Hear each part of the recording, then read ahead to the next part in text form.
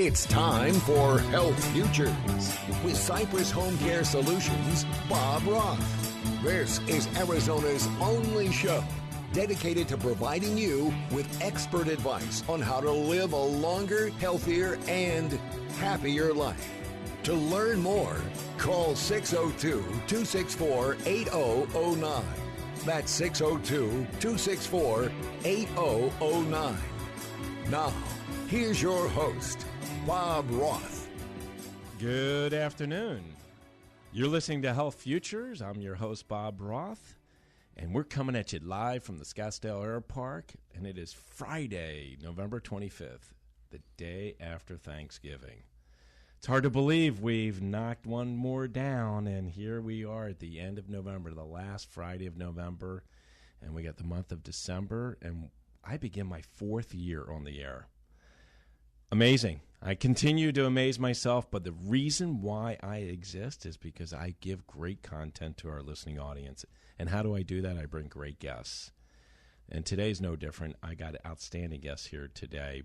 But I want to just give a shout out to our listening audience. If you want to learn a little bit more about Cypress Home Care Solutions and the radio program that we have here, go out to cypresshomecare.com and click on the radio button, and you'll find about 140 to maybe 150 shows that are up there on a podcast, and you can listen to any one of them.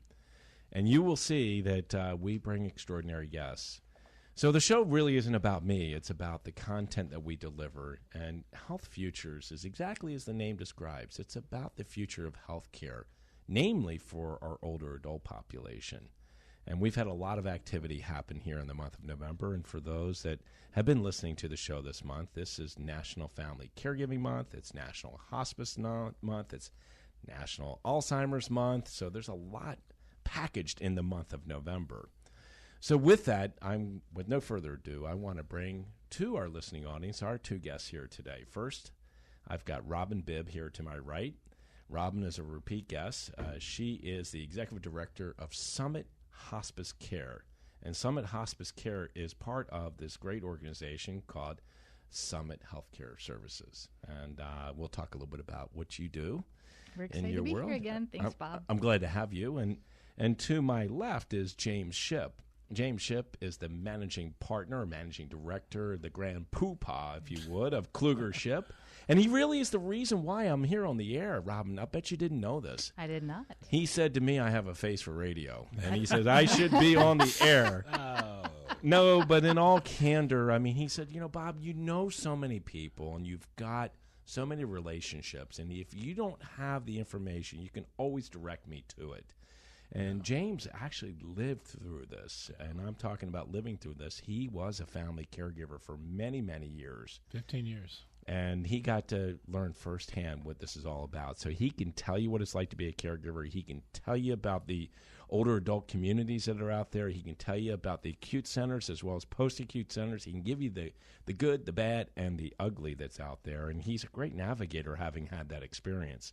And Robin, you and I both know that people like him sometimes go through a baptism by fire. But Right. if they came to you or I first and said, hey, can you help me navigate through this myriad of choices that we have, we can save a lot of people a lot of the pain and heartache that they go through, because healthcare is a very complicated thing.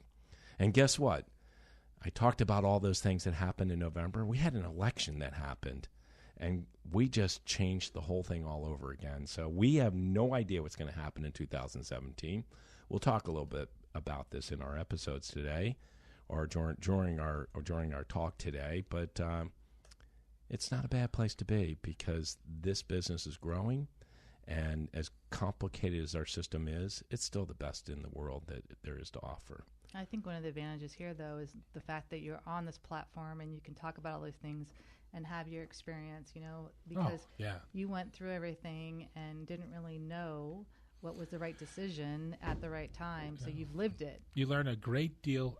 If there's one word I can tell everybody, in the 15 years that I actually got a chance to be a caregiver directly with my parents, is patience. You learn patience, not just with them, but you learn it with other people. You start going through life realizing that there are needs that need to be addressed, and you just have to be very patient. You have to be patient with the doctors. You got to be patient with the caregivers. You got to be patient with the nurses. You got to be patient with everyone involved, especially with transportation when it comes to that. Well, and it really starts with transportation. I mean, let's face it. I mean, there are two things that our older adults really are challenged with, and that is, one, transportation, getting from point A to point B, and two, wanting to stay home. And not everybody can stay at home. And, that's where home care comes into play and some of the other solutions that are out there in the community to enable people to age successfully in place. We know 9 out of 10 people want to stay home. Why can't they stay home? Well, it depends. I think in my particular case, not being the POA, but being the primary caregiver, my parents decided we want to be home. So they were at home into their my mother almost into her 90s, my father into his 90s. And I think the more you educate, and both of you educate the non-caregivers, that may be the POA or be the financial responsible end, that going into a facility is not cost effective. It's not the best way to go. No. And it is actually, I think psychologically, in my particular situation, I saw a distinct change in personality, psychological outlay, and a lot of other different things once my parents went from home to care outside of the home. And, not saying that all of them are the same, just my particular experience I could, draw from. Well, and you know what? You went to the School of Hard Knocks. I mean, seriously, a lot of people think that really is the only solution. And, Robin, you've been doing this a long time. And while you look like you're 20, I mean, you've got a vast experience in this business, and you grew up in this business. And it's hard to believe that Cypress in 2017, we're going to be in our 24th year. And the crazy thing is that I've been here in the Valley a long time, and people still don't know that this service exists. I think people don't understand. We don't talk about all these things unless you have the experience yourself with your own family or a friend that's going through it and they discuss all these things. There's no way of really having all the information, I think, and we're talking about more things here and there. And as we're an aging population, I'm at the age now where I think majority of my friends, one of their parents is ill or is having some issues, or I've had a lot of friends now that have lost at least one of their parent. So we're getting to that point where in my age group, we're all talking about these things and educating these things. And again, a lot of times until you're really experiencing it, you don't know what's happening. And if we don't talk about it, that's kind of like, well, what do we do? And what are the options? Can we stay home? Is home care, accessible? What does that mean? Who's the company? What's the affordability of those things? Or is it something that we need to look at other alternative, situations?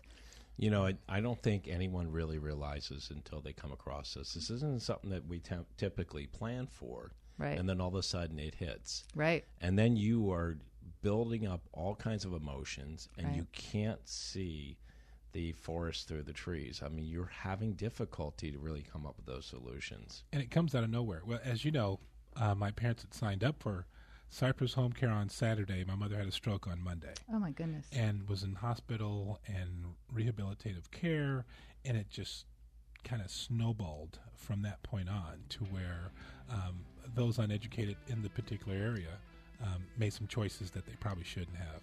Well, and a lot of things happened thereafter. I mean, James, you and I remember talking to you. You were very blessed to have two parents that were in their 90s. Yeah. And you still have one that's still with you, which is very cool. You're listening to Health Futures, Taking Stock in You. We're up against a break. It's hard to believe we're down one segment. I got James Shipp in the studio. I got Robin Bibb from Summit Hospice Care. We'll be right back.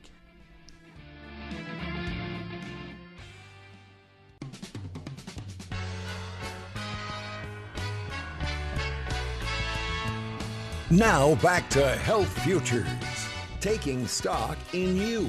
If you have questions about your own or your loved one's future health care, call 602-264-8009. Now, here's your host, Cypress Home Care Solutions, Bob Roth. Welcome back. You're listening to Health Futures. I'm your host, Bob Roth.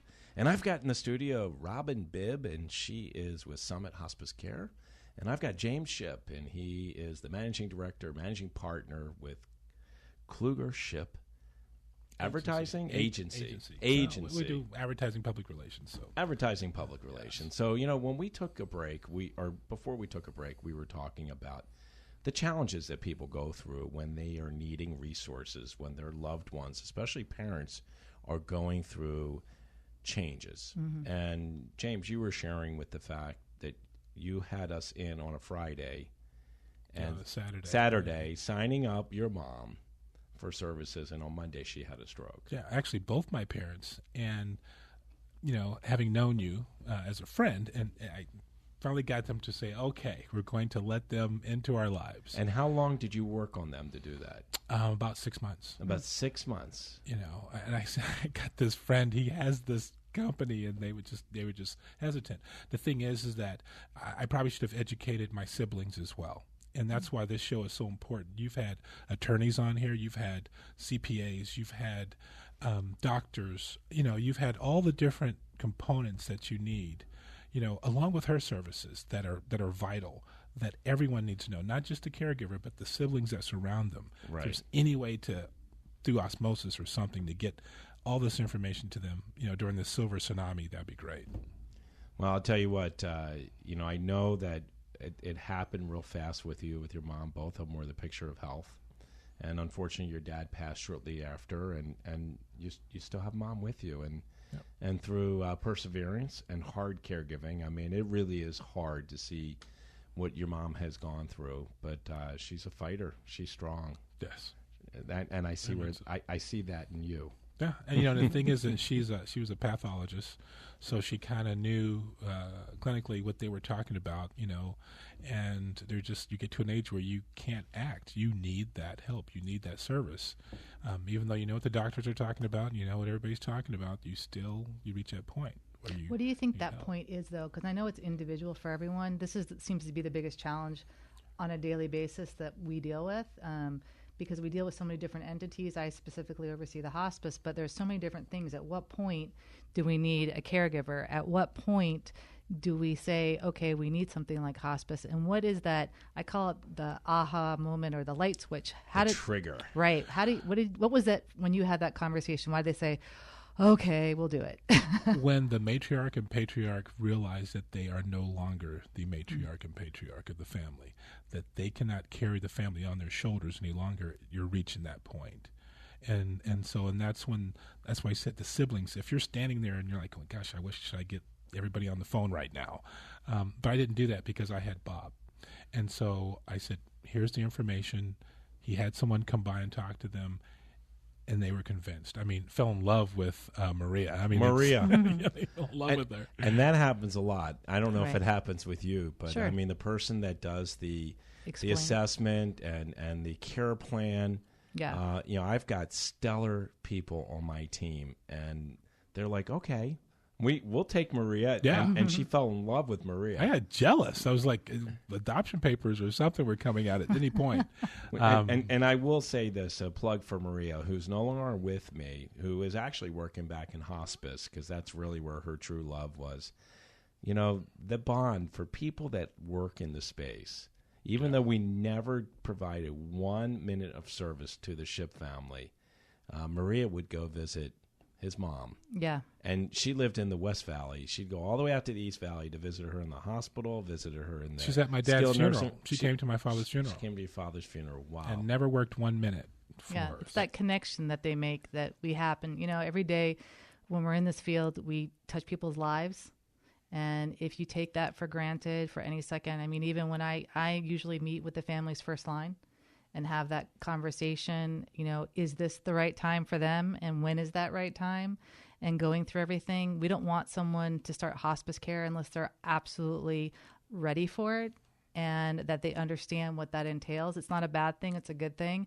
And how does that look? And what do we need to do to explain that? And so that's what's really important. But just sitting there and touching their lives, you have one moment. That's it. And if you just are thinking about something else or not paying attention or really just going through the motions, which a lot of us do when we work, we can't do this in this type of job, in this type of position. You know, I really restores faith in human human beings, human kindness. There's just no substitute for it. And in the space that you're in, and I talk about space being hospice and me being in home care, the home care trade, there really, truly are phenomenal people that are in the space that have incredible hearts.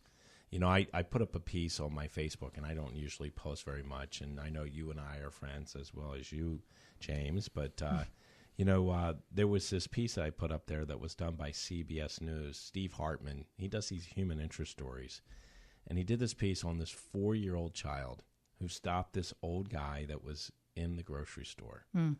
And, I mean, you can't help but shed a tear. This old guy was a widower for just several months, and he wanted to die. I mean, he had nothing to live for. And here this 4-year-old barks out to this gentleman and says, "Hey, old man, it's my birthday. Give me a hug." Aww. And that hug, I mean, it just goes on from there. I mean, just how he opened up, and it opened up a whole new world. I mean, we need that. Yes. And I've had Dr. Perrin, Ed Perrin, who's a gerontologist, here on this show that said that we have older adults. Matter of fact, over 1/3 of people 65 and older are living home alone. We have older adults that are living home alone that don't get touched, not only once a week, not only once every 2 weeks, but sometimes for an entire month. And that is something, that's a sensory we crave. Right. We need that. Right. Whether it be a hug, a handhold, or even a hand on the shoulder. Right. We need that. We crave that. And it's funny because one of the biggest things that I do, which sometimes can be interesting, is I ask 9 times out of 10 after we're talking, can I give you a hug? And so it's interesting because we know that is such a powerful thing. It is. And so it's funny to see 9 times out of 10, they say yes, but there's always that one that I can tell from acceptance. That also is a key thing, that they're not quite there in accepting everything, and so they say no. But it's a huge thing to open up and to say it's okay and have that. I just opened up a case last week, and it's this gentleman. He's in his 80s as well. He's been a widower for a few years now. And his daughter was in because he's had a couple falls, and they want to engage our services. And she was telling me the story that they were going out to dinner, and he was going to lock the door. And she was with him, and this nice woman came by and put her hand on her dad's back and said, "Hey, how are you?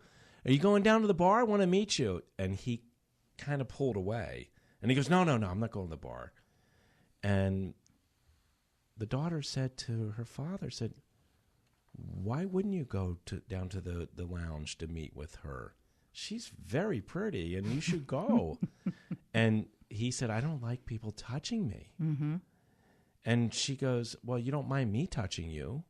And he goes, "But that's because it's you." And he was married for 56 years to his wife, and he doesn't like to that point. Not everybody likes that. No, not everyone does. So I think it just shows you really how much more, though, we need to open up. So just even expression of the body language, just even a hug or a touch can be something, let alone dealing with these subject matters. So this is obviously back to emotion. It's a huge thing.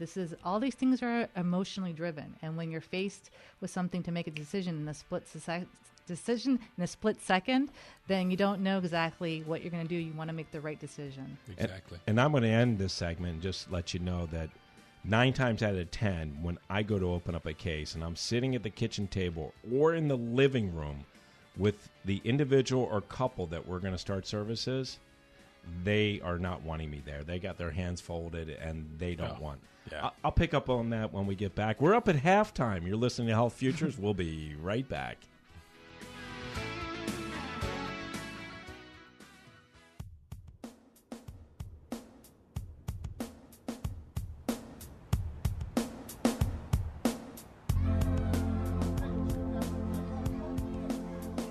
Now back to Health Futures, taking stock in you. If you have questions about your own or your loved one's future health care, call 602-264-8009. Now, here's your host, Cypress Home Care Solutions, Bob Roth. Welcome back. We're up on our third segment. You're listening to Health Futures, taking stock on you. This is the day after Thanksgiving, November 25th, the last Friday of November. And if you're just tuning in, I've got Robin Bibb from Summit Hospice Care and James Shipp from Kluger Shipp Agency. And we've really been talking about the dynamics of aging and the services that our loved ones need, and really about how resistant they are. We also talked about in the last segment about touch and how important it is, and 9 out of 10 times most people want to be hugged and be touched, but sometimes they don't. You know, Robin, we've had you here on the show before, and we've talked a lot about hospice care, and it's a great benefit that is offered through Medicare. But you know what? I've had the opportunity since you've last been here to meet some of your team members, and I am really impressed. And I really want to get a chance to talk to you a little bit about Summit and what you guys are doing, because I really think that you guys are breaking down the paradigm and doing things a little unique and a little different. And I'm going to just share this with you. I have learned over time that it all begins with leadership. Right. Every organization that has a great leader does wonderful things and amazing things in the communities that they serve. And Summit Healthcare Services has this guy that I met through you, Andrew Linick, right, who is an incredible guy. I mean, you can just feel his energy. Yeah. So I want you, if you can talk to me a little bit about the entire organization. Sure. And I know hospice is just a small component of that. Yeah. Well, Andrew's a dynamic guy, and maybe we'll have to bring him on the show sometime. But you know, he came from healthcare world and in a non-for-profit type situation, and started a therapy group. Actually, it's on his 8th year now, and was doing that for a long time and was doing a great job, and was in a building here in a community in the West Valley. And they said, hey, you know, you're doing great. What other services could you provide? He's like, I don't know. What do you need? And Yeah. so that's a smart man there for you. Yeah, it is. And so they, little by little, they kept asking for entities. And, hey, how about, you know, we do some home health? And how about we do some hospice? And how about we do some wellness? And so he kept saying yes, because he says he has a problem saying no, which I take advantage sometimes. Yeah. And so we kind of developed this whole thing. And I came into the system about a year ago. And given my clinical background, I was a PA for many years in the Valley. PA, so that everyone knows, is a physician assistant. Mm-hmm. Yes. Okay. What my listening audience doesn't really quite understand all these acronyms. I mean, we live by the acronyms. Yes. So a physician assistant by trade. And you grew up in the business. That's what's the cool thing. Yeah. My dad was a doc for over 30 years in the Valley in family practice, and those that remember, I always reference, so you have to, depending on the age, Marcus Welby, for those remember. I do. Kind of the at-home, does-it-all kind of doc. We had an office in our house, and he actually went to the hospital and saw all his patients and did all those things. So that's kind of how I grew up, and which is a rarity now. So my perspective on things, especially dealing with the older community, is very different. So I was fortunate to come to work with Summit, and we then decided, hey, we're going to take this to the next level.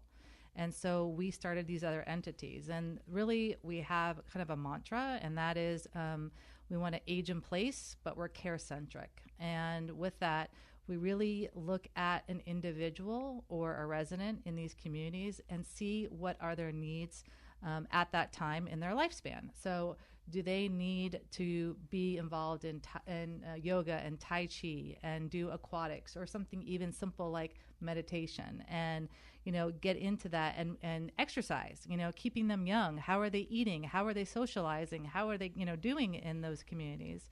And that's really the first line of offense that we can look at and evaluate. So we have a whole program that really looks at wellness, and that's really where everything stems from. And then we take it the next step. Do they need extra care? Do they need a caregiver, such as, coming in with Cypress and having them help out with a little bit of caregiving to keep them in that community and to make sure they still have some independence?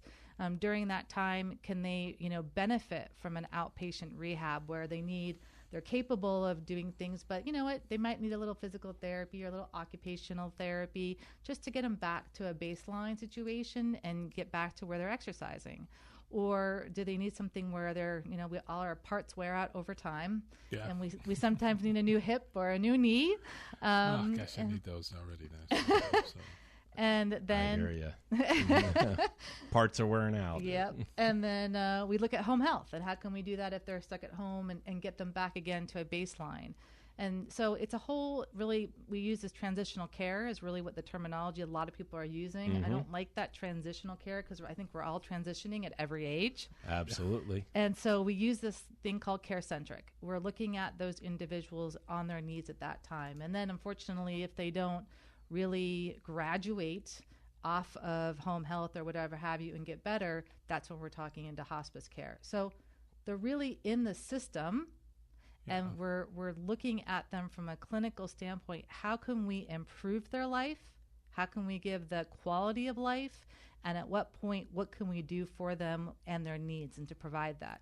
Well, and also the family's needs, I have to admit, especially with this month, this particular month, right? Yeah. And which is celebration of those that do this. I mean, you guys are heroes. I mean, I'm on the advisory board over at Ryan House, mm-hmm. and for the parents themselves, we're talking about children in palliative and hospice care, for them to just parents get a break, or just a family to get a break, or the siblings to get a break. And what you guys do for the families to give them just a short little breather where you don't have to, and that it's safe, it's good, that they're loved, and those are things you get back to the touching, they know that, okay, my father's going to get a hug, I can go over here and get a burger or something, and I can go and do something. I can do my own laundry, or something that you want to do on your own. Or maybe even go play golf or go play cards. Or speaking of which, we need to get out there. Go get a massage. Yes. Right. Yeah. I mean, those are all important not things. The massage, but the golf we can do. No massage? Yeah, okay. No maybe touching. After. See, we have no touching touching right there. That's it. I'm all about touching. All right. Okay, we'll go to Gunther and get the massage, the special massage. We'll do that. I know what I'm getting you for Christmas. Yeah. You got to relax, James. You got to relax. That's right. But yeah, this is a special month, and it hallmarks the heroic things that you guys do, not just for the patients themselves, right. but it really coming from that side. I'm speaking from that side, having that break and knowing, wow, I'm not the only one in the room that loves them. I agree. Important. And you know what? Last week, I had Jessica Langbaum. She's the principal scientist over at Banner Alzheimer's Institute, and they're doing prevention care and prevention initiatives over at Banner. It's incredible. And one of the things we talked about last week on last week's show was the models of care that they've developed and the support groups that they have. And I want to build on that support group because so many people like you, James, feel like they're the only ones going through it. And they don't realize that right now, there are close to 45 million other Americans that are doing the same thing. There's almost 20 million Americans that are caring for somebody that has dementia or Alzheimer's. Yeah, that's huge. And that's hard work. It's a long, drawn-out disease. It is a long, drawn-out disease. And, just to conclude about Summit Healthcare Services, you talked about all the things that you guys do. I mean, it really is the mind, body, spirit. I mean, I'm looking up at your website. And for those that want to reach out or look at their website, it's Summit HCS. H is in Herbert, C is in Charles, S is in sales. We'll say sales. .org. But they got physical therapy, occupational therapy, speech therapy, wellness, hospice, home health, home care. I mean, you cover the gamut. I mean, you really have a lot of services available to people. And it's based on what their diagnosis is and what their needs are. Right. You can accommodate those. Yeah, we try. We try to do the best, and if we can't accommodate something, we're going to go back to find someone that can help us out to do that. I love that. And when someone's at a facility, I was one of those kids where I always checked the sign-in list to make sure the therapist came in and made sure that those things happened. Unfortunately, it doesn't always happen. Right. But when you're in the home, they're there. They've showed up. There's no sign-in sheet. Right. There's nothing to say, well, I was on the other side of the building or anything like that. I was that kid. Especially when you're dealing with a dementia or Alzheimer's patient. Yes. I mean, right. you don't know that information that's coming from your loved one may be factual because they can just about imagine and tell you just about anything, and you just can't verify. Right. It's that old adage, trust, but you need to verify. Absolutely. Well, I'll tell you what, James, I really appreciate the input and the information that you are giving me and giving our listening audience as what it's like to be a family caregiver, because you guys, and I'm looking at you, you are the unsung heroes. I mean, you guys are making that ultimate sacrifice, making sacrifices on your own families. You were a part of that sandwich generation. Yeah. Making sacrifices in your own income, making sacrifices in your physical and emotional health. I mean, these are big things that you go through. Many a time I said, hey, I'm going to lunch, and I was taking him to a doctor's appointment, because that wasn't as sexy as taking a long lunch. No, it isn't as sexy as it. But it's like, I'm going on a long lunch. I'll be right back. But when we come back, sitting there signing papers. When we come back on the fourth segment, I want to really talk about what we see for the future for healthcare. Because those people like you that are the unsung heroes, we need to do more. We're up against a break. You're listening to Health Futures. We'll be right back.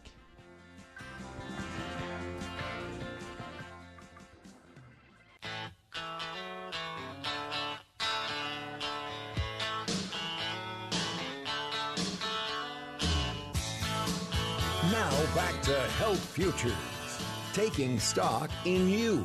If you have questions about your own or your loved one's future health care, call 602-264-8009. Now, here's your host, Cypress Home Care Solutions, Bob Roth. Welcome back. You're listening to Health Futures. I'm your host, Bob Roth, and I've got James Shipp, who is the managing director, managing partner for Kluger Shipp Agency. And I got Robin Bibb in the studio. She is the executive director of Summit Hospice Care, which is part of Summit Healthcare Services, which we just learned a little bit about in the third segment. So if you missed the first three segments, I encourage you to go to our website, click on the radio show button, and check it out. So it's hard to believe that it's Friday, November 25th, and it is the last Friday of the month. And, James, I can't thank you enough to really open up and talk about being a caregiver and Family Caregiving Month. But I also want to talk about there's a game tonight. There's a game tonight. And I got Sun Devils right here in James Shipp. Yeah, that's right. And I got Wildcat right here in Robin Bibb. Woohoo. We got the territorial battle going here right now. Yeah, it's not a cup anymore. It's like a thimble. It's like a territorial thimble. They kind of argue over a pencil or something now, I think. I mean, we got some other great games like Michigan and Ohio State. Yes. We got Washington State. But you know what, though? You never know what can happen. It's always a good game. Everyone is, physically there. That's the whole thing. It's not like anyone's just showing up when it comes to U of A ASU games. And I've had my heart broken many a time, and I've also had some good high points as far as that goes, too. Well, I know what you guys are going to be doing tonight. Being that they're both really lackluster teams, and like you said, it's a thimble. Yeah. And Wes, our producer, said, ASU's going bowling. I mean, really, 5 and 6, or even 5 and 7. Well, you know what? There's a nice Brunswick on Bell Road that we can all just, No, hey, listen, talking about Brunswick. Yes. I mean, you're from Cleveland or just outside Youngstown, Ohio. Ohio. Yes. And I'm from Baltimore, Maryland. I mean, we used to bowl 10-pin. We used to bowl duck pin. Yeah. I mean, really big stuff. And speaking of Cleveland and football, you got a really great NFL franchise there, don't you? I'm sorry, I don't mean to rub that in. Hey, wait a second. Hey.